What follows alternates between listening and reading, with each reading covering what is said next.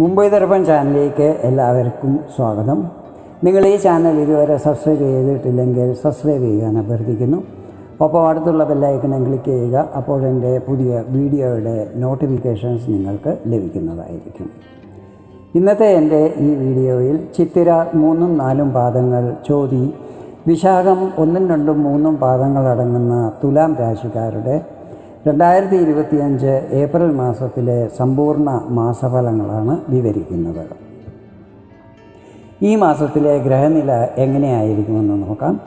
ഗുരു ഇടവം രാശിയിലും, ചൊവ്വ മിഥുനം രാശിയിലും, കേതു കന്നി രാശിയിലും, സൂര്യൻ, ബുധൻ, ശുക്രൻ, ശനി, രാഹു എന്നീ 5 ഗ്രഹങ്ങളും മീനം രാശിയിലുമായിരിക്കും മാസാരംഭത്തിൽ നിൽക്കുന്നത്. മിഥുനത്തിൽ നിൽക്കുന്ന ചൊവ്വ ഏപ്രിൽ 3-ാം തീയതി കർക്കടകത്തിലേക്ക് രാശി മാറുന്നതായിരിക്കും. ഇത് ചൊവ്വയുടെ നീചസ്ഥാനമാണ്. അതുപോലെ ഏപ്രിൽ 14-ാം തീയതി സൂര്യൻ മീനം രാശിയിൽ നിന്നും തൻ്റെ ഉച്ചസ്ഥാനമായ മേടത്തിലേക്ക് രാശി മാറുന്നതുമായിരിക്കും. ബുധൻ മീനത്തിലാണല്ലോ നിൽക്കുന്നത്. മീനം രാശി ബുധൻ്റെ നീചസ്ഥാനമാണ്. എങ്കിലും ഇവിടെ ശുക്രൻ ഒപ്പം നിൽക്കുന്നതും ഇത് ശുക്രൻ്റെ ഉച്ചസ്ഥാനമായതിനാലും ബുധൻ ഇവിടെ നീചഭംഗമുണ്ടാകുന്നതും അങ്ങനെ നീചഭംഗ രാജയോഗം നിർമ്മിതമാകുന്നതുമായിരിക്കും. മാസാരംഭത്തിൽ മേടത്തിൽ നിൽക്കുന്ന ചന്ദ്രൻ ഓരോ 2.25 ദിവസം കഴിയുമ്പോൾ തൻ്റെ രാശി മാറിക്കൊണ്ടിരിക്കും. മാർച്ച് 29-ാം തീയതി ശനി മീനത്തിൽ പ്രവേശിക്കുമ്പോൾ അവിടെ രാഹു നിൽക്കുന്നത് കാരണം മീനം രാശിയിൽ ശനിയും രാഹുവും ചേർന്ന് പിശാചി യോഗം നിർമ്മിക്കുന്നതായിരിക്കും. ഇത് വളരെ അശുഭകരമായ ഒരു യോഗമാണ്. ഈ യോഗം എല്ലാ 12 രാശിക്കാരെയും ബാധിക്കുന്നതുമായിരിക്കും. ഏകദേശം 50 ദിവസത്തോളവും, അതായത് മാർച്ച് 29-ാം തീയതി മുതൽ മെയ് 18-ാം തീയതി വരെ ഈ യോഗം ഉണ്ടാകുന്നതായിരിക്കും. മെയ് 18-ാം തീയതി രാഹു രാശി മാറി കുംഭത്തിൽ പ്രവേശിക്കുമ്പോൾ പിശാചി യോഗം അവസാനിക്കുന്നതുമായിരിക്കും. ശനി രാഹുവിൻ്റെ സന്ധി കാരണം ഉണ്ടാകുന്ന ഈ പിശാചി യോഗം ഏകദേശം 11 വർഷത്തിൽ ഒരു പ്രാവശ്യം നിർമ്മിതമാകുന്നതായിരിക്കും. കഴിഞ്ഞ പ്രാവശ്യം തുലാം രാശിയിൽ ഈ യോഗം സംഭവിച്ചതായിരുന്നു. അതായത് 2012-13 തുലാം രാശിയിൽ ശനിയും രാഹുവും ചേർന്ന് ഏകദേശം 1 വർഷത്തിലധികം ഒന്നിച്ചായിരുന്നു നിന്നിരുന്നത്. 2025 ശേഷം വർഷം 2036 കർക്കടകം രാശിയിൽ ശനിയും രാഹുവും ഒന്നിച്ചു നിൽക്കുന്നതും വീണ്ടും പിശാചി യോഗം നിർമ്മിതമാകുന്നതുമായിരിക്കും. ഗ്രഹങ്ങളുടെ ഈ സ്ഥിതികളും സഞ്ചാരമാറ്റവും മറ്റും നിങ്ങളിൽ എന്തെല്ലാം പ്രഭാവങ്ങൾ ചെലുത്തും എന്ന് നമുക്ക് നോക്കാം. ഞാനിവിടെ പറയുന്നത് ചന്ദ്രഗണനയെ അടിസ്ഥാനമാക്കിയുള്ള പൊതുഫലങ്ങളാണ്. നിങ്ങളുടെ ജാതകത്തിലെ ഗ്രഹനില, ഇപ്പോഴത്തെ മഹാദശ, അപഹാരം എന്നിവയിൽ വരുന്ന വ്യത്യാസങ്ങൾ കാരണം ഫലങ്ങളിൽ ചില്ലറ ഏറ്റക്കുറച്ചിലുകൾ വരുവാൻ സാധ്യതകളുണ്ട്. ആദ്യമായി നിങ്ങളുടെ ആരോഗ്യസ്ഥിതികൾ ഈ മാസം എങ്ങനെയൊക്കെ ആയിരിക്കുമെന്ന് നോക്കാം. 1-ാം ഭാവാധിപൻ ശുക്രനാണ്. ശുക്രൻ നിങ്ങളുടെ 6-ാം ഭാവത്തിലാണ് നിൽക്കുന്നത്. ഇത് ശുക്രൻ്റെ ഉച്ചസ്ഥാനമാണ്. കൂടാതെ ശുക്രൻ ഈ സമയത്ത് ഇവിടെ വിപരീത രാജയോഗവും നിർമ്മിക്കുന്നുണ്ട്. അതായത് 6, 8, 12 എന്നീ ഭാവങ്ങളുടെ അധിപൻ 6, 8, 12 ഭാവത്തിൽ നിൽക്കുമ്പോഴാണ് വിപരീത രാജയോഗം നിർമ്മിതമാകുന്നത്. ഇവിടെ 8-ാം ഭാവാധിപൻ ശുക്രൻ 6-ാം ഭാവത്തിലാണ് നിൽക്കുന്നത്, അതും ഉച്ചസ്ഥനായി. 6, 8 ഭാവങ്ങൾ രോഗം, ആരോഗ്യം എന്നിവയുമായിട്ടെല്ലാം ബന്ധപ്പെട്ടിട്ടുള്ളതാണ്.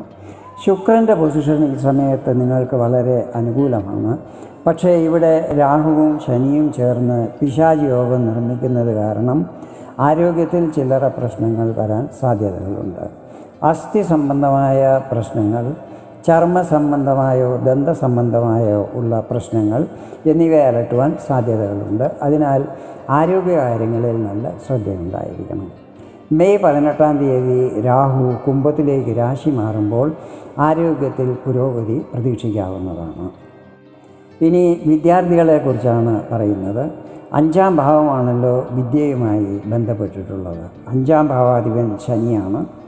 ശനി നിൽക്കുന്നത് 6-ാം ഭാവത്തിലാണ്. ഇവിടെ ഒപ്പം രാഹു നിൽക്കുന്നതിനാൽ പിശാചി യോഗവും നിർമ്മിതമാകുന്നുണ്ട്. ഈ സമയത്ത് വിദ്യാർത്ഥികളുടെ ശ്രദ്ധ പഠനത്തിൽ നിന്നും വ്യതിചലിക്കുവാൻ സാധ്യതകളുണ്ട്. അതുപോലെ ഒരു അലസതയും ഉണ്ടാകുന്നതായിരിക്കും. ഈ സമയത്ത് പ്രതീക്ഷിച്ച ഫലങ്ങൾ ലഭിക്കണമെങ്കിൽ കുറച്ച് കൂടുതൽ പരിശ്രമം ചെയ്യേണ്ടി വരും. മാതാപിതാക്കളും കുട്ടികളെ ഈ കാര്യത്തിൽ ഗൈഡ് ചെയ്യുന്നത് നല്ലതായിരിക്കും.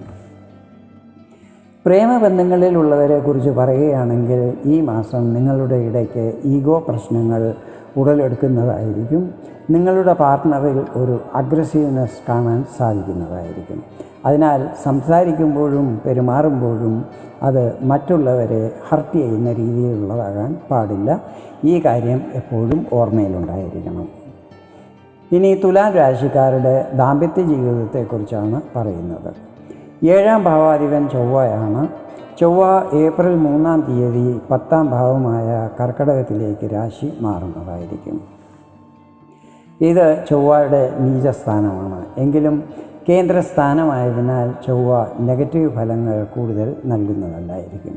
പക്ഷേ ഒരു പ്രശ്നമുള്ളത്, ഇവിടെ രാഹുവിൻ്റെ 5ാം ദൃഷ്ടി പതിക്കുന്നുണ്ട്. ഇപ്പോൾ ശനിയും രാഹുവും ചേർന്ന് പിശാചി യോഗവും നിർമ്മിച്ചിരിക്കുകയാണ്. അതിനാൽ നിങ്ങളുടെ ജീവിത പങ്കാളിയിൽ ഈ സമയത്ത് അല്പം സ്വരച്ചേർച്ചയില്ലായ്മ ഉണ്ടാകുവാൻ സാധ്യതകളുണ്ട്. ചില സമയത്ത് ചെറിയ ചെറിയ കാര്യങ്ങൾ കാരണം കൊണ്ടുപോലും അഭിപ്രായ വ്യത്യാസങ്ങൾ ഉണ്ടാകുവാൻ സാധ്യതകളുണ്ട്.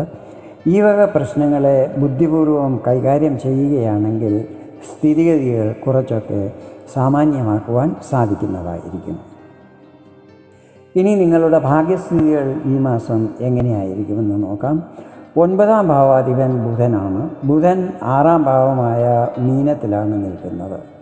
ഇത് ബുധൻ്റെ നീചസ്ഥാനമാണ്. പക്ഷേ ഇവിടെ ഒപ്പം ശുക്രൻ നിൽക്കുന്നതിനാലും ഇത് ശുക്രൻ്റെ ഉച്ചസ്ഥാനമായതിനാലും ബുധന് നീചഭംഗമുണ്ടാകുന്നതും ഇവിടെ നീചഭംഗ രാജയോഗം നിർമ്മിതമാകുന്നതുമായിരിക്കും.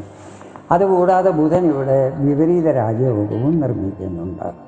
അതായത് 6, 8, 12 എന്നീ ഭാവങ്ങളുടെ അധിപൻ 6, 8, 12 ഭാവത്തിൽ നിൽക്കുമ്പോഴാണ് വിപരീത രാജയോഗം നിർമ്മിതമാകുന്നത്. ഇത് ഞാൻ നേരത്തെ തന്നെ പറഞ്ഞതാണ്. ഇവിടെ 12ാം ഭാവാധിപൻ ബുധൻ 6ാം ഭാവത്തിലാണ് നിൽക്കുന്നത്. ബുധൻ്റെ പൊസിഷൻ ഈ സമയത്ത് നിങ്ങൾക്ക് വളരെ അനുകൂലമായിരിക്കും. ഭാഗ്യസ്ഥിതികളും നല്ലതായിരിക്കും. ചെറിയ പ്രശ്നമുള്ളത് ശനിയും രാഹുവും ചേർന്ന് നിർമ്മിക്കുന്ന പിശാചി യോഗമാണ്. ഈ സമയത്ത് കാര്യങ്ങൾ എല്ലാം തന്നെ പൂർണ്ണമാകുമെങ്കിലും ആദ്യം അതിൽ ചില സമയത്ത് തടസ്സങ്ങൾ വരാൻ സാധ്യതയുണ്ട്.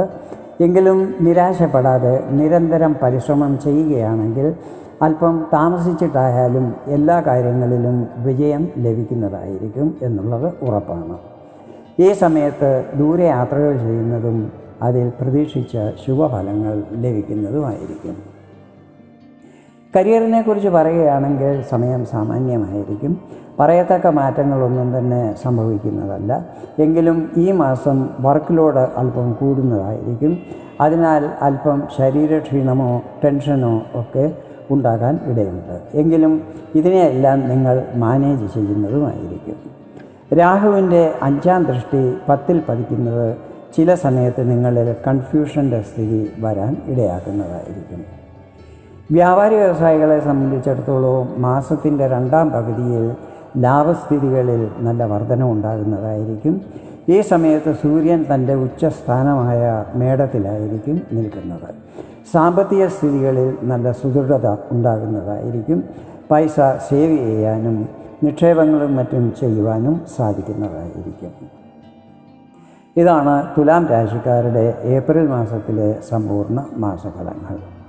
വീഡിയോ നിങ്ങൾക്ക് ഇഷ്ടപ്പെട്ടെങ്കിൽ ഇതുപോലെ ജ്യോതിഷ സംബന്ധമായ കൂടുതൽ വിവരങ്ങൾ അറിയുവാൻ വേണ്ടി എൻ്റെ ഈ ചാനൽ സബ്സ്ക്രൈബ് ചെയ്യാൻ അഭ്യർത്ഥിക്കുന്നു. വീണ്ടും വേറൊരു വീഡിയോയിൽ കാണാം. അതുവരെ എല്ലാവർക്കും നന്ദി, നമസ്കാരം.